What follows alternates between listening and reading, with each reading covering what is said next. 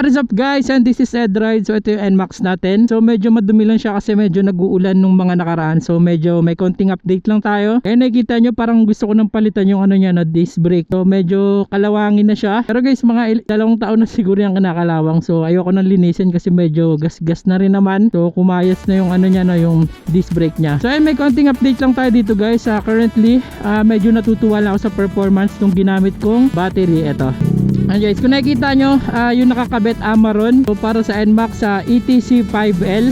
So disclaimer lang, hindi ako nagbebenta na ito or hindi ako sponsored ng Amaron. And lang guys, tuloy natin yung pag-vlog natin habang bumabiyahe tayo. So ito nga, hindi ko kagad binlog tong battery na to na pinalit ko before kasi nga hindi pa ako tiwala. So sinusubukan ko lang siya. Meron lang nag-recommend sa akin na maganda nga daw ang Amaron. So disclaimer lang ulit, hindi ako sponsored nito or hindi ako nagbebenta ng Amaron. So sariling experience ko to and gusto ko lang i-share sa inyo, 'di ba? Kung ano yung magandang review ko dito and syempre yung mga bad side din. So before, ilan na yung naging motor ko, marami-rami na rin ako sinubukan na brand ng battery. So hindi naman natin mapagkakaila, no?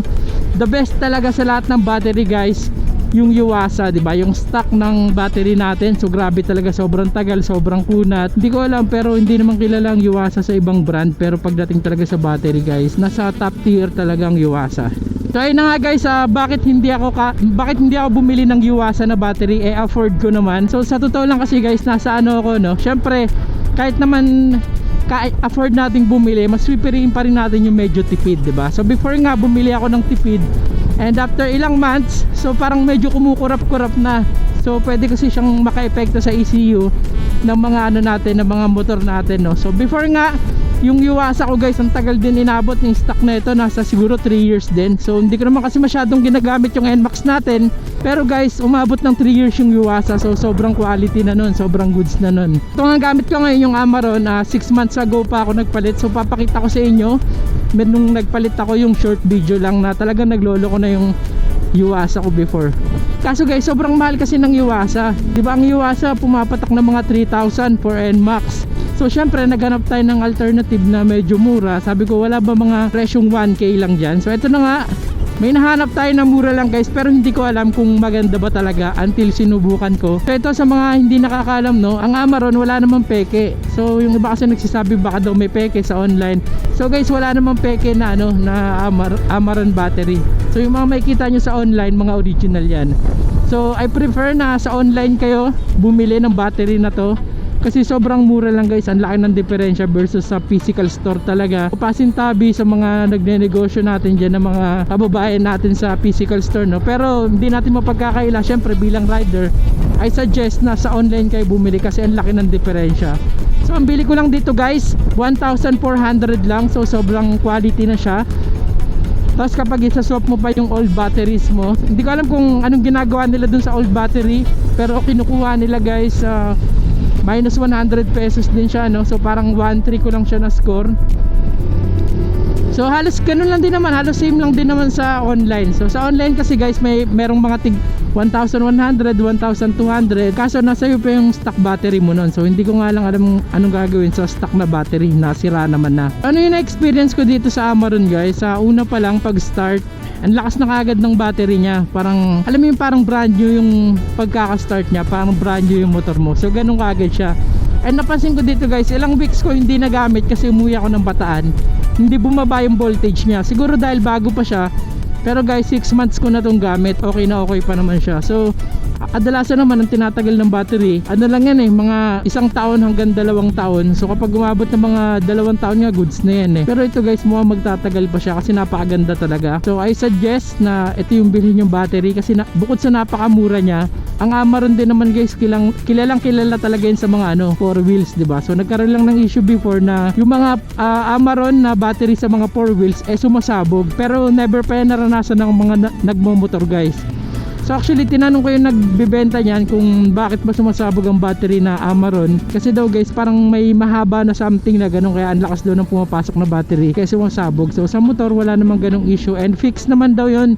Ngayon fix na, so ayos na siya, no? Ayun lang guys, actually short video lang to, short vlog lang to. So explain ko lang sa inyo kung ano talaga yung ginagamit ko na battery and 'Di ba? Para makatipid na rin yung mga kababayan nating riders diyan. So napakarami diyan guys nagkalat sa online. So sa Shopee, Lazada, 'di ba? Or kahit sa Black App, napakaraming Amaron battery diyan. Ang para sa NMAX version 2 ETC5L, pwede nyo naman i-search sa YouTube or sa Google kung ano yung battery na para sa motor nyo.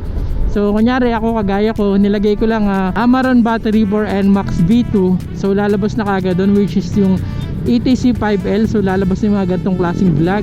And wala na kayo ibang gagawin guys. Ang kailangan nyo lang screwdriver, and then gagana na kusa yung battery nyo pagkakabit nyo. Wala nang ibang kailangan gawin. Wala na kailangan i-adjust ba, hindi na kailangan ng mga washer guys. So diretso na kagad, plug and play lang yung battery. Napakaganda. Yun talaga yung pinaka dito, no, turning point dito kung bakit pinili ko yung Amaron. Kasi guys, sobrang mura lang.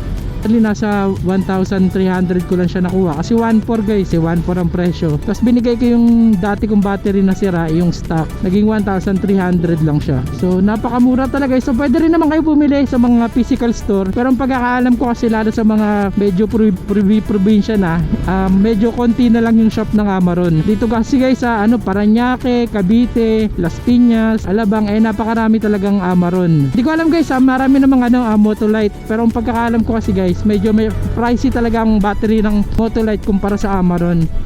Kasi kahit naman sa 4 wheels 'di ba, sa kotse yung gamit natin, Motolite, medyo alangan kasi ako sa Amaron pagdating sa kotse kasi nga daw sumasabog. Pero hindi naman daw ngayon. Yun nga lang, parang ayoko matsambahan. Pero sa motor guys, wala akong nakikitang bad review ng Amaron battery. So I highly recommend talaga na Amaron yung gamitin nyo, lalo na sa mga kababayan natin diyang rider na MC taxi yung hanap buhay, or yung mga nagdi-deliver, yung mga angkas, 'di ba, mga joyride. So I suggest na ito talaga yung gamitin nyo para makatipid kayo. Guys, magkano lang naman to? Tapos ang pagkakaalam ko nga, 'di ba, kapag online pa kayo bumili, may mga pa yan may mga installment pa, 'di ba?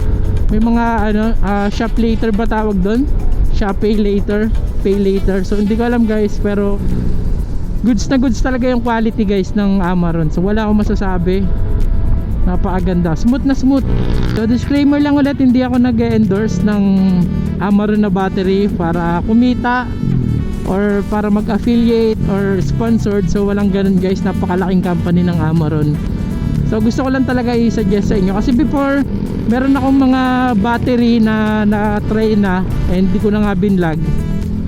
Okay naman sa una, kaso di katagalan, after mga 3 months medyo pumapalya-palya na. Ito kasi guys, 6 months na and wala pa rin pinagbago sa sa brand new. So isa pa nga sa problema dyan, kung pinagtsatsagaan nyo yung battery nyo na medyo faulty na or medyo nagloloko-loko na guys, mababa na yung reading. So pag open nyo ng motor nyo, medyo mababa na yung voltage.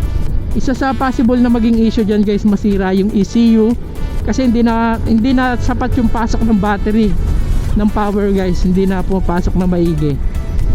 So, 'di ba, saan ka pa ba magtitipid ka ba ng 1,200 lang na ilang taon mo naman gagamitin kumpara sa masira yung ECU ng motor nyo. Mahirap masiraan ng ECU guys. Bukod sa kadalasan hindi available, napakamahal ng ECU ng FI. Okay sana kung mga carburetor yan guys, pwede pa kaso kung mga FI kasi medyo maselan yan pagdating sa mga pasok ng kuryente, isa makaka-apekto. So pwede nyo naman tanong yan sa mga mekaniko. Hindi ako mekaniko pero alam ko yan guys, sa tagal nating pagmumotor, para wala na rin kayo maging problema. Para saan guys, sa Amaron nang gamitin natin. So yun lang naman, actually nag short video lang tayo dito sa battery ng NMAX natin. And papatakbuhin naman natin yung Ninja 500 SE natin guys. Ginagamit natin yung bago nating camera, ayan yung nasa harap, Insta360 X5. So try natin kung upgrade na kasi tayo, binenta natin yung luma nating camera and then bumili tayo ng bagong Insta360 X5. So yun lang guys, this is Zed Ride. Maraming salamat. Ride safe always, ride safe.